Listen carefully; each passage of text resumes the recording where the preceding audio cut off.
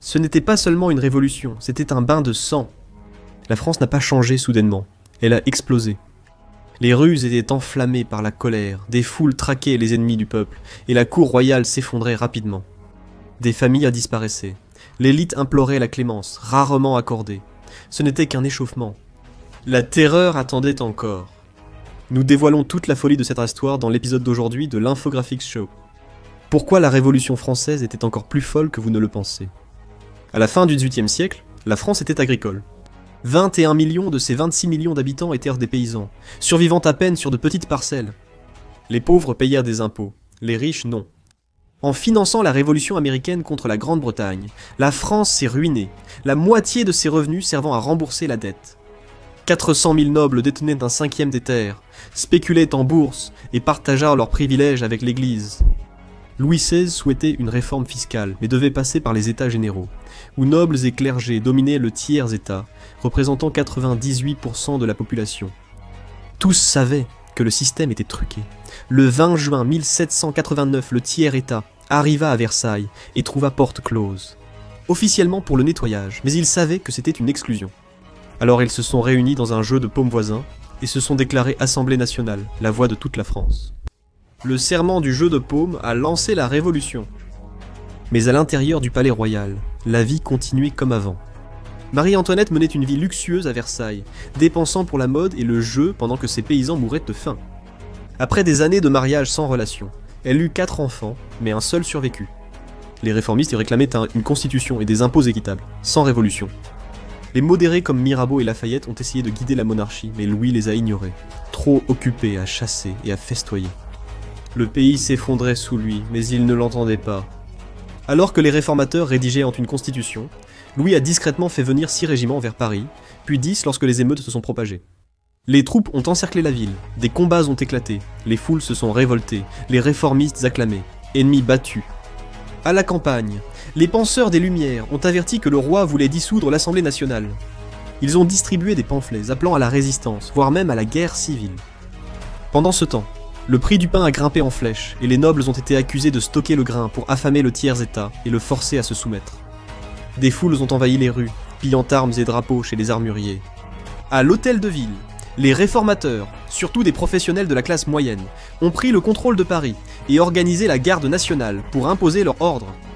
Le chaos grandissait, des pierres volaient sur les soldats, des arrestations étaient aussitôt annulées par la foule. Mais il manquait une chose aux manifestants, des armes à feu. Le 14 juillet, alors que des rumeurs circulaient sur l'entrée de troupes royales dans la ville, un comité permanent fut formé. Des foules se réunirent à l'Invalida de Paris, où un grand stock d'armes était gardé. Le gouverneur tenta de les apaiser, sans succès. À seulement un quart de mille de là, 5000 soldats royaux campaient sur le champ de Mars.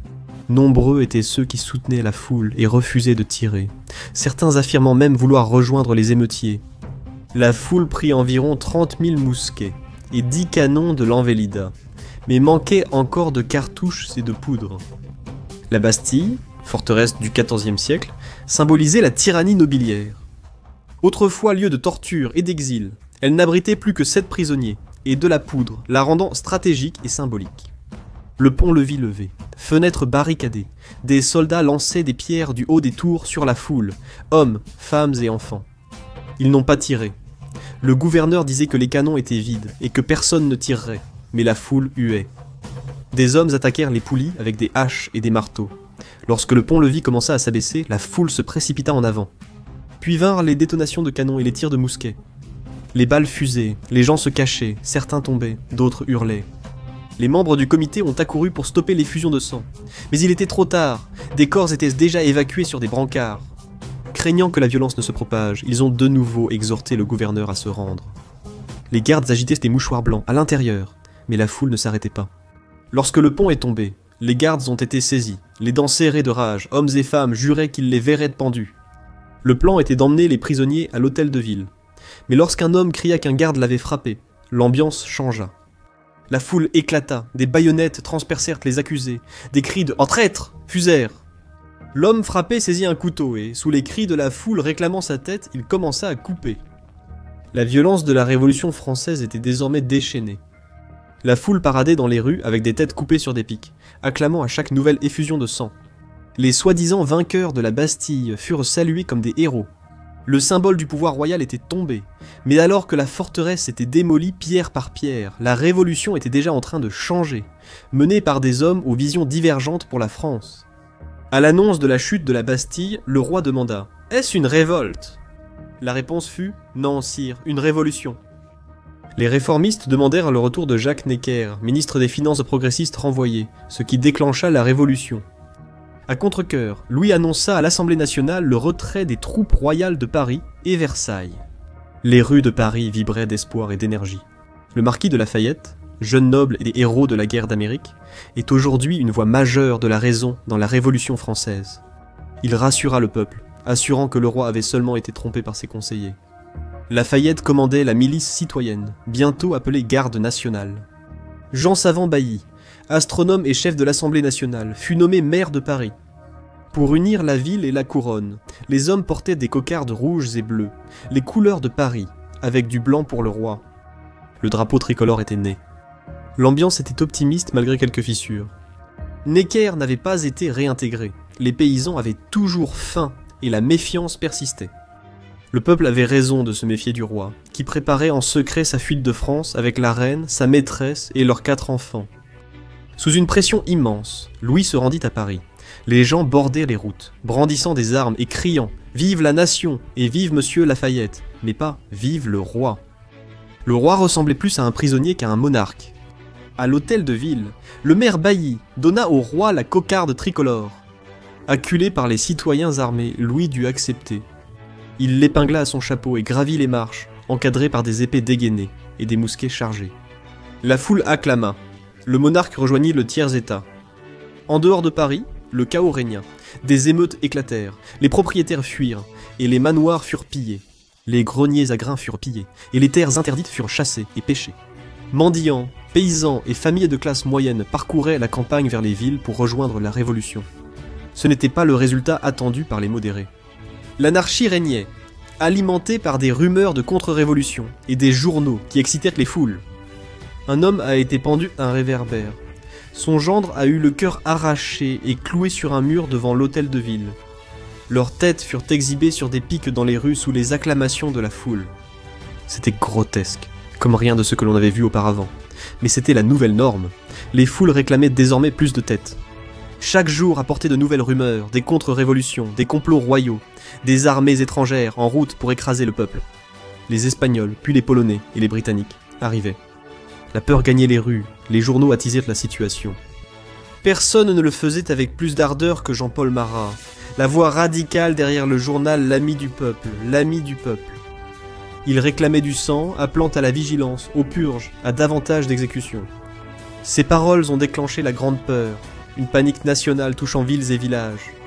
L'Assemblée nationale avait déclenché une force qu'elle ne maîtrisait pas. On évoqua le démantèlement de l'ordre féodal, l'abolition des titres de noblesse, des privilèges religieux et la réécriture du code fiscal. L'Assemblée rédigea la Déclaration des droits de l'homme et du citoyen, affirmant l'égalité et la liberté de tous dès la naissance. Mais peu de choses changèrent pour les paysans. Les libéraux parlaient, certains prospéraient, les pauvres mouraient toujours de faim. La rumeur d'un bal somptueux organisé par le roi à Versailles, où des femmes portaient des cocardes blanches, et des soldats ivres remplaçaient leur tricolore pour célébrer la monarchie, déclencha la fureur dans les rues. Alors que les gens faisaient la queue pour du pain qu'ils pouvaient à peine se permettre, les radicaux appelaient à l'action. Le citoyen français moyen consommait près de 2 kilos de pain par jour, dépensant la moitié de son salaire pour cela, et la majeure partie du reste pour le bois de chauffage et l'éclairage. Les prix ont explosé, obligeant les gens à choisir entre manger et se chauffer. Des émeutes ont éclaté, des gardes armés surveillant les boulangeries. Pendant ce temps à Versailles, les membres de la famille royale dînaient de mets délicats et auraient, dit-on, tourné la révolution en dérision. C'était trop à supporter, les femmes ont craqué en premier.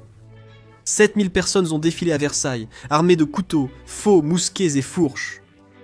Des hommes, parfois déguisés en femmes, les ont rejoints et pillé des boutiques pour ramener le roi à Paris. À l'hôtel de ville, les officiels ont tenté de calmer la foule. En guise de compromis, un petit groupe de femmes a été choisi pour accompagner les membres de l'Assemblée nationale à Versailles. À leur arrivée au palais, le peuple allait réclamer du pain. Le roi leur a promis tout Versailles, mais cela n'est jamais arrivé. L'indignation et des menaces de violence ont visé principalement la reine. Cette nuit-là, Louis XVI a été contraint de signer des décrets, notamment d'accepter la Déclaration des droits de l'homme et du citoyen, ainsi qu'un accord pour déménager à Paris.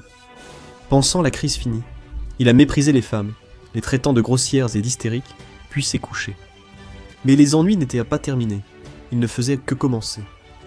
En pleine nuit, la reine a entendu des cris et des pas devant sa chambre. Une foule en colère, désespérée et à moitié folle de faim et de chagrin, prenait d'assaut le palais. Leurs enfants mourraient de faim ou de maladie. Un garde a tiré sur la foule, blessant quelqu'un. Furieuses, les femmes de la foule ont saisi un autre garde et l'ont décapité à la hache. Un officier ensanglanté a tenté de bloquer la porte de la reine. Marie-Antoinette a sauté du lit et s'est habillée à la hâte alors que les gardes la pressaient de fuir. Elle courut pieds nus jusqu'aux appartements du roi. Quelques instants plus tard, une foule fit irruption par la porte. Des femmes aux yeux fous frappaient le lit vide avec des armes. Dans les appartements du roi, la porte verrouillée résistait aux coups des femmes. Lafayette arriva en urgence à Versailles, et y vit des manifestants portant des têtes coupées sur des pics. Entouré de colère et de rumeurs de trahison, un homme déguisé en femme menaça la vie de Lafayette. Certains criaient à sa mort après le transfert du roi et de la reine à Paris. Lafayette a convaincu le roi d'affronter la foule. Marie-Antoinette. Lafayette est apparue avec ses enfants, face à des visages ensanglantés et des mousquets, mais est restée ferme. La rage laissa place à une admiration réticente. Lafayette lui baisa la main, la foule répondit avec respect et inquiétude. La famille royale accepta de rentrer à Paris. En se dirigeant vers le carrosse, certains menacèrent de tremper les mains de la reine dans les entrailles d'un mort. D'autres dansaient, beaucoup ivres, affamés mais triomphants. Avec le roi à la capitale, de vifs débats éclatèrent à l'Assemblée nationale. N'était plus roi de France, mais roi des Français, soumis à une nouvelle constitution et à un gouvernement garant des droits du peuple. Pour l'instant, il jura de la respecter. Les foules acclamaient sur le champ de Mars en 1791, donnant l'impression d'une France renaissante. Des flambées de violence persistaient. Les paysans souffraient, tandis que salons et cafés prospéraient. L'aristocratie se promenait paisiblement. Le roi, silencieux et replié, devenait plus agité, incapable de se déplacer sans la garde nationale. La reine était accusée de décadence et de transférer secrètement de l'argent en Autriche, tandis que les paysans mouraient de faim. En secret, le roi écoutait les contre-révolutionnaires lui conseillant de préparer la guerre civile, fuir la France et attendre le rétablissement de l'ordre. Le plan était de fuir en Autriche, où son beau-frère lèverait une armée pour écraser la révolution définitivement. Le 20 juin 1791, le roi, la reine et leurs enfants ont quitté Paris discrètement, avec peu d'argent. Ils craignaient que vendre les bijoux de Marie-Antoinette ne suscite des soupçons. En habit simple, ils partirent vers la frontière autrichienne, espérant rallier des troupes, sans succès. Quand leur carrosse s'arrêta dans un village, les habitants se méfièrent de cette famille élégante. Bientôt, ils furent pris sur le fait, humiliés et effrayés. De retour à Paris, le lit vide du roi fut découvert, et des ordres donnés pour intercepter sa fuite. Certains accusèrent Lafayette de soutenir secrètement la famille royale. La reine, entourée de gardes nationaux, céda et accepta un retour à Paris, subissant une humiliation plus grande. Il serait désormais accusé d'abandonner son peuple. Des foules attendirent la famille royale, des visages aux fenêtres, des gens perchés dans les arbres pour voir la scène. Des pancartes étaient clouées aux arbres et aux murs. L'une d'elles avertissait que quiconque acclamerait le roi serait fouetté. Tête baissée, le roi et la reine gravirent les marches du palais, suivis de leurs enfants. Humilié, le roi murmura à Lafayette « Il semble que je sois plus à vos ordres que vous aux miens. » La monarchie était condamnée, ses partisans dans la Révolution anéantis. Mirabeau, symbole de modération, est mort à 42 ans. Lafayette, ancien héros, suscitait désormais la méfiance. Bailly, monarchiste constitutionnel convaincu, devint un vestige d'une époque plus optimiste, accusé d'ignorer la duplicité de la famille royale. Quelque chose de nouveau et plus volatile arriva à leur place. Les clubs politiques de Paris étaient en effervescence. Jacobins, cordeliers et autres, des idéalistes aux fanatiques sanguinaires, tous capables d'enflammer les foules en quelques mots. Un vide de pouvoir a laissé place à la violence. Maximilien Robespierre, brillant avocat et jacobin engagé, incarnait le nouveau visage de la Révolution. À ses côtés se trouvait Georges Danton, un tribun charismatique qu'il ferait exécuter un jour, et Jean-Paul Marat, dont le journal incendiaire réclamait des purges de masse. Jacques Zibert excitait les foules avec une rhétorique vulgaire et violente. Du quartier et des rues venaient les sans-culottes, des militants issus de la classe ouvrière réclamant la justice par le sang. La Révolution entrait dans sa phase la plus dangereuse, une spirale de peur, de purges et de fanatisme. Pour les paysans, La promesse de 1789 semblait vide. Les chefs de la Révolution étaient des hommes instruits et aisés, animés par des ambitions personnelles. Les paysans profitaient un peu de leur pouvoir croissant, la bourgeoisie tirant le plus grand avantage de la Révolution pour ses intérêts. Beaucoup de grands propriétaires avaient fui la France, mais leurs agents continuaient à percevoir les impôts. 2 ans après la chute de la Bastille, les pauvres étaient toujours esclaves de la classe féodale. À cette époque, les Girondins détenaient le pouvoir à l'Assemblée. Ils acceptèrent de poursuivre les propriétaires terriens absents, soupçonnés de lever des armées à l'étranger. Un homme se leva et cria que, pour sauver le pays, il fallait amputer les membres gangrenés. En privé, Marie-Antoinette jugea la Constitution monstrueuse et écrivit secrètement à l'Autriche pour demander de l'aide contre la Révolution. Le roi a toujours hésité. La Prusse poussait à la guerre, tandis que la Grande-Bretagne hésitait. Sous pression, Louis déclara à l'Assemblée que la France entrerait en guerre contre l'Autriche et la Prusse, une guerre qu'elle ne pouvait pas se permettre. En secret, il comptait sur les armées étrangères pour retrouver le pouvoir, mais le moindre soupçon de trahison pouvait lui coûter la vie. Dès le départ, la guerre fut un échec. Des rumeurs circulèrent sur une conspiration de la famille royale avec l'ennemi. La garde de 6 000 hommes de Louis fut renvoyée et remplacée par 20 000 gardes nationaux, ce qui accentua les tensions à Paris. À droite, les monarchistes exigeaient que tous les pouvoirs de Louis soient rétablis. À gauche, les Girondins et les Jacobins se retournèrent les uns contre les autres. Marat appela ouvertement au massacre des ennemis de la Révolution. Des milliers de citoyens armés, y compris des femmes et des enfants, étaient prêts à déchaîner leur colère. Le roi usa de son veto pour bloquer des lois révolutionnaires majeures, ce que beaucoup considérèrent comme une trahison. Louis déclara la guerre à la Révolution. Le peuple était prêt à réagir. Puis arriva le manifeste de Brunswick, menaçant de détruire Paris si la famille royale était attaquée. Ils exécuteraient toute garde nationale qui ne soutiendrait pas le roi. C'était l'excuse attendue par les révolutionnaires. Ces fidéri, ou soldats citoyens, ont juré de défendre la liberté. Un critique les a traités d'assassins. L'Assemblée sentait perdre le contrôle.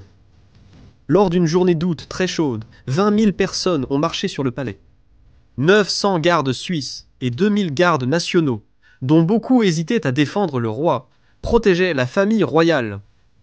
Sentant qu'un massacre allait avoir lieu, Louis XVI se rendit à l'Assemblée, affirmant qu'il souhaitait prévenir un grand crime. Mais l'emprise de l'Assemblée sur le pouvoir s'affaiblissait. Peu après, les sans-culottes ont pris d'assaut la Chambre, exigeant que les députés prêtent serment de défendre la liberté et l'égalité. Refuser signifiait la mort. De retour au palais, le chaos éclata. La garde suisse ouvrit le feu sur la foule, ignorant que le roi leur avait déjà ordonné de se retirer. La foule a pris d'assaut le palais, massacrant les soldats qui se rendaient et tuant les cuisiniers, les pages, les huissiers et les femmes de chambre. Des femmes jetées par les fenêtres, des hommes décapités, leurs têtes sur des pics. Le palais fut pillé puis détruit. Environ 600 gardes suisses et 300 membres du personnel du palais, dont au moins 3 femmes furent tuées. Le roi se réfugia dans le temple, forteresse médiévale devenue prison. Paris était en chaos. Les aristocrates autrefois ignorés se cachèrent. D'autres furent arrêtés avec leurs familles et entassés dans des prisons surpeuplées. Georges Danton, nouveau ministre de la Justice, apporta la justice dans le sang. Plus que quiconque ne l'avait imaginé, il s'était élevé grâce au club populiste des Cordeliers, et avec lui à la barre, la Révolution était sur le point de passer à la vitesse supérieure. Espions et contre-révolutionnaires étaient traqués. Des comités de vigilance arpentaient les rues. Jean-Paul Marat et Jacques Zibert alimentaient la panique à travers leurs journaux, avertissant que si les armées étrangères atteignaient Paris, les prisonniers se soulèveraient et les rejoindraient. Les prisons devaient être vidées, la foule obéit. Ils ont attaqué les prisons et tué presque tous les détenus. La plupart étaient des hommes, quelques femmes. Même les fous et malades des prisons ont été massacrés. La princesse de Lamballe, proche de Marie-Antoinette, a été tuée à coups de pique et de poignard. La foule a défilé dans les rues avec la tête du comte de Montmoran, l'ex-ministre des Affaires étrangères du roi. Tout cela a été accompli par environ 150 à 200 assassins. Ce n'étaient pas des professionnels. C'étaient des bouchers, des artisans, des commerçants et quelques membres de la jeune garde nationale. Ils pensaient servir la Révolution et ont exigé une rémunération. Les foules ont tué environ 1200 à 1600 personnes, dont 37 femmes et 66 enfants. Moins d'un tiers étaient des nobles. Le reste était composé de voleurs, de faussaires, de vagabonds et de gens ordinaires, précisément ceux que la Révolution était censée aider. Jacques-Nicolas Biot-Varin, avocat et allié de Robespierre, a salué leurs actions. Il disait que tuer les ennemis du peuple était un devoir patriotique. En août 1792, la Convention nationale a été créée. Elle a aboli la monarchie et donné le droit de vote à tous les hommes, sans distinction sociale. La République française est née. La paix était introuvable. Les Girondins et les Jacobins se sont retournés les uns contre les autres, chacun accusant l'autre de s'emparer de trop de pouvoir. Les Jacobins, désormais dominants à la Convention, sont appelés montagnards, la faction la plus radicale. Le porte-parole principal, Maximilien Robespierre, pensait que seule la terreur permettait d'atteindre vertu et justice. La série d'exécutions qui suivit fut appelée la Terreur. Les montagnards exigèrent l'exécution du roi, et seuls quelques Girondins s'y opposèrent. Dehors, des sans-culottes armés remplissaient les rues, criant pour la mort. La peur planait lourdement dans l'air. Le vote devint une obsession nationale, hommes et femmes des cafés pariant sur le résultat. Mais l'issue restait inévitable. Le roi allait mourir. L'échafaud fut installé sur la place Louis XV, bientôt renommée place de la Révolution. Ceux qui envoyaient des gens là-bas ne se considérèrent pas comme des brutes, ayant un appareil rapide et indolore. Inventé par Joseph Ignace Guillotin, une foule s'est réunie tandis que Louis avançait vers l'échafaud au son des tambours. Les chuchotements devinrent huées. Son cou épais affronta la lame affûtée. Elle est tombée, tranchant la tête d'un coup. Un garde brandit la tête en l'air, puis retentit le cri « Vive la nation! Vive la République !» Les gens se sont rués vers l'échafaud pour tremper leurs mouchoirs dans le sang. Un homme en a même touché un peu sur sa langue. L'exécution de Louis XVI a choqué l'Europe. En Angleterre, cela a été vu comme un retour à la barbarie. Peu après, la Convention nationale a déclaré la guerre à la Grande-Bretagne, l'Espagne et la Hollande, s'ajoutant au conflit avec l'Autriche et la Prusse. La France était en guerre avec l'Europe. Ses idéaux révolutionnaires effrayaient la monarchie et nobles. La Révolution se retourna sur elle-même. Les Girondins furent traités de traîtres par les montagnards, appuyés par les sans-culottes. En juin 1793, les Girondins furent exclus de la Convention, un coup d'État non avoué. Le pays se révolta. En Vendée, les paysans lancèrent un soulèvement royaliste sanglant. Lyon, Marseille et Bordeaux suivirent pendant les soulèvements royalistes et fédéralistes. La France était en guerre partout à l'étranger et chez elle. Au milieu du chaos, Danton refusa un siège au comité de salut public. Robespierre prit sa place et prit le contrôle. Portant la Révolution et un peuple avide de sang, il en devint la force motrice. Puis Jean-Paul Marat fut assassiné, poignardé à mort par une jeune femme nommée Charlotte Corday, une partisane des Girondins. Robespierre avait le prétexte qu'il voulait pour faire tomber des têtes. Les traîtres devaient disparaître. La terreur régna tandis que la guillotine ne cessait de tomber. La reine fut enfermée dans une cellule de la conciergerie, ancien palais devenu prison. Elle parlait rarement, et ne fut pas surprise lorsqu'elle fut reconnue coupable de comploter avec les ennemis de la République. Les accusations comprenaient l'épuisement du trésor et la préparation d'une contre-révolution. Elle resta impassible quand elle fut condamnée à mort. Pâle et tremblante, elle fut conduite en charrette à travers la ville où la foule la huait. Sur l'échafaud, elle marcha accidentellement sur le pied du bourreau. « Pardonnez-moi, monsieur, dit-elle, je ne l'ai pas fait exprès. » Ce furent les derniers mots de sa vie. Ce même mois, plusieurs chefs girondins suivirent Charlotte Corday à la guillotine. Les têtes tombaient sans distinction de sexe. Jean-Sylvain Bailly, ex-maire de Paris, héros de la Révolution, fut le suivant. Mais la terreur continua. Des milliers d'autres furent exécutés. Des milliers d'autres vivaient dans la peur, surtout en dehors de Paris.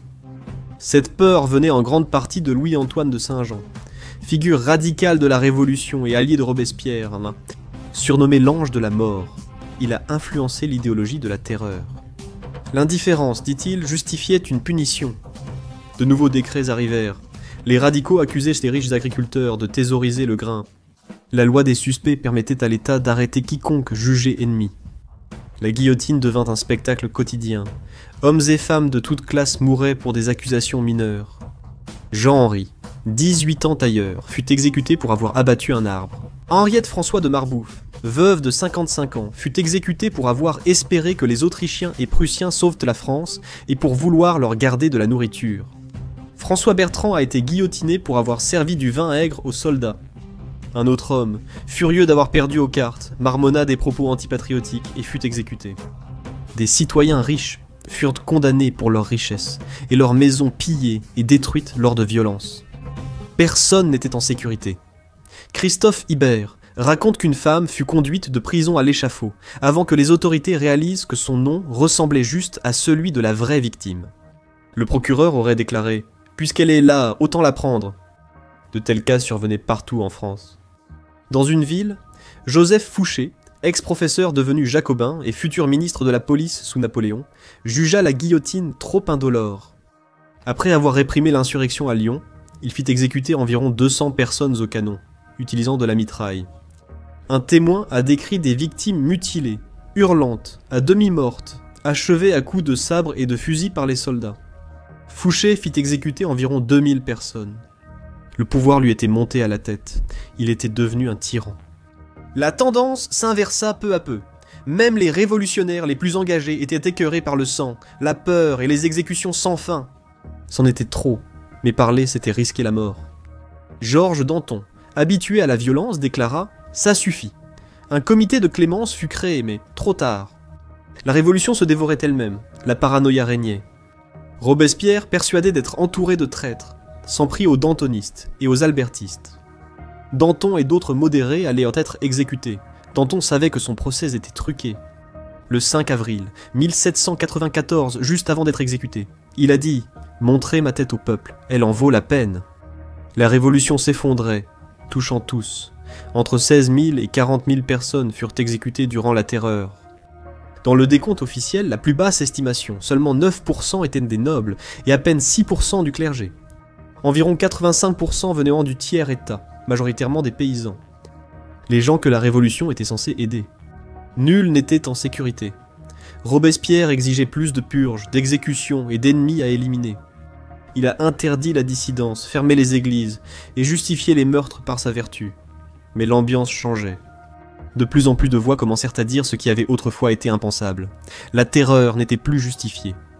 Puis, Robespierre prononça un discours glaçant devant la Convention, laissant entendre qu'une nouvelle vague de traîtres existait, mais refusant de les nommer. Ses collègues regardèrent autour de la salle avec crainte. Il fallait l'arrêter. Le 27 juillet 1794, la Convention se retourna contre lui. Robespierre fut accusé d'aggraver la situation et d'exécuter des révolutionnaires. Quand il tenta de parler, les cris l'en empêchèrent. La police armée escorta Robespierre et Saint-Just hors de la salle. Cette nuit-là, Robespierre, Saint-Just, Augustin et des fidèles s'enfuirent à l'hôtel de ville, espérant le soutien de la Commune de Paris. Mais aucune armée n'est venue. Son soutien avait disparu. Tôt le matin, des soldats ont investi le bâtiment. Robespierre fut blessé à la mâchoire par balle et s'effondra, le sang coulant de son visage brisé. Il voulut écrire un appel aux armes, mais n'inscrivit que R et O avant que la page ne soit couverte de sang. Le lendemain, Robespierre agonisait au bureau du comité de salut public, le visage mutilé pendant qu'un chirurgien lui enlevait dents et morceaux de mâchoire. Il vécut ses dernières heures dans une grande douleur. En fin d'après-midi, il fut amené à la place de la Révolution, où la foule criait pour du sang. À l'approche de l'échafaud, une femme cria à son visage meurtri « Va-t'en, malfaiteur, descends dans ta tombe !» Son frère et Saint-Just furent exécutés les premiers. Saint-Just, autrefois convaincu qu'une mer de sang était nécessaire à la Révolution, était mort. Sous la lame, la mâchoire inférieure de Robespierre se détacha, faisant jaillir du sang de sa bouche. Son cri primal fut étouffé par la lame. Il n'eut aucun dernier mot. Après l'élimination des révolutionnaires radicaux, la Révolution vira nettement à droite. En France, les auteurs de la Terreur rouge furent traqués pendant la Terreur blanche. Des royalistes lynchaient d'anciens jacobins. Beaucoup mouraient sous les coups. En 1795, les pauvres mouraient encore de faim. Les spéculateurs et riches prospéraient. La majorité ne voyait aucun changement. L'écart entre riches et pauvres restait aussi grand qu'avant. Les gens se demandaient à quoi tout cela servait. Guerre, crise économique, royalistes voulant restaurer la monarchie, jacobins espérant relancer la révolution. La garde nationale, dominée par la bourgeoisie, maintenait l'ordre. Les émigrés sont revenus, les Girondins purgés honorés en martyrs. Louis XVIII, frère du roi exécuté, se proclama roi en exil. Des projets de restauration royaliste violente étaient déjà prévus. En octobre 1795, le jeune officier Napoléon Bonaparte réprima un soulèvement royaliste à Paris, avec de la mitraille, devenant un héros national. Un an plus tard, sa campagne victorieuse contre l'Autriche renforça à la fois sa renommée et son pouvoir politique. La France était désormais dirigée par le Directoire, un exécutif composé de 5 membres censés représenter une gouvernance modérée. Sa nouvelle constitution affirmait que la nation devait être dirigée par ses meilleurs citoyens, l'égalité étant comprise non pas comme l'uniformité, mais comme l'équité. Mais Napoléon pensait autrement. Le 9 novembre 1799, il a fait un coup d'État et est devenu dictateur de fait. En 1804, il s'est couronné empereur des Français. La Révolution était terminée, et la République était devenue un empire. La Révolution française n'a pas seulement réécrit l'histoire, elle a offert un spectacle baigné de sang. Regardez la guillotine, les pires punitions de l'histoire de l'humanité, pour découvrir comment une machine rapide et indolore a transformé l'exécution en divertissement. Ou cliquez plutôt sur cette vidéo.